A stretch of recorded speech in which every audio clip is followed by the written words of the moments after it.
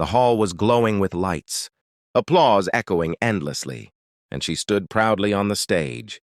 My wife, the most successful woman of the night. Yet there I was, standing near the entrance, her husband, not even feeling like a guest. Suddenly her father stopped in front of me and said in a cold tone, "This is a special day in her life. We don't want any past conflicts to ruin the atmosphere. It would be better if you leave." I looked toward the stage. Her ex was standing beside her, smiling. And my presence felt completely unnecessary. I didn't argue. I didn't create a scene. I simply nodded, forced a faint smile, and walked away while the applause grew louder behind me. Each step toward the exit felt heavier than the last, but I refused to let anyone see the crack in my pride. In that moment, I realized something painful. Respect is not demanded, it is given.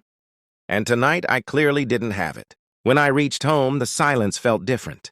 I opened the closet, pulled out a suitcase, and began folding my clothes with steady hands. Every corner of the room carried memories of us, but memories suddenly felt smaller than dignity. I placed our wedding photo face down on the dresser and left. A short note on the table. No anger, no accusations, just a goodbye written with calm honesty. Hours later, she returned home holding her award, still glowing from the celebration. She called my name once, then again, but only silence answered. The half-empty closet, the turned photograph, and the note on the table said everything I didn't say out loud. That night, while the world celebrated her success, she finally understood the cost of choosing the past over the person who stood by her present.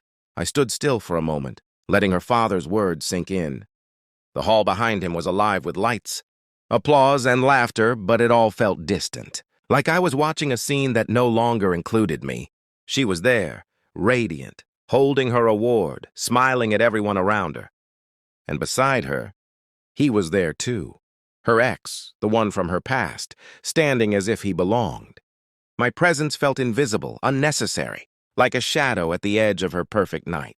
I wanted to speak, to remind everyone who I was, the one who had stood by her through everything, but I didn't. I forced a faint smile, turned slightly, and let the weight of the situation settle. The applause rose again, louder this time, echoing through the hall.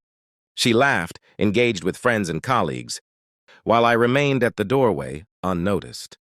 My chest tightened with a mix of disbelief and quiet pain. I thought of all the nights I had supported her, encouraged her when she doubted herself, celebrated her small wins when no one else noticed. And here, on the night meant for both of us, I was quietly erased, replaced in her father's eyes, perhaps even in hers, by someone who belonged only to her past. I realized that respect and love, no matter how strong, can be denied politely, without noise or confrontation. I took a deep breath and straightened my jacket. I didn't want to create a scene. I didn't want anger to define my exit. I wanted to leave with my head held high, silent but intact, proving to myself that dignity is stronger than applause. Each step toward the exit felt deliberate, a quiet act of reclaiming my own worth. The cool night air outside struck me like a wave of clarity. Behind me, the lights and noise of the hall faded, leaving only a calm, honest silence. For the first time, I understood that heartbreak doesn't always arrive loudly. Sometimes it arrives politely, quietly, in absence rather than words. And in that absence, the strength of one person becomes undeniable. When I reached home, the silence felt heavier than the noise I had left behind. I opened the closet, took out a suitcase, and began folding my clothes with slow, steady hands.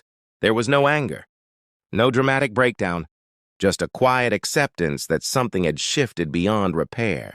I placed our wedding photo face down on the dresser and left a brief note on the table, not to blame her, but to remind her that love without respect cannot survive. Later that night, when she walked in holding her award, the house greeted her with darkness and stillness. She called my name once, then again, but only silence answered.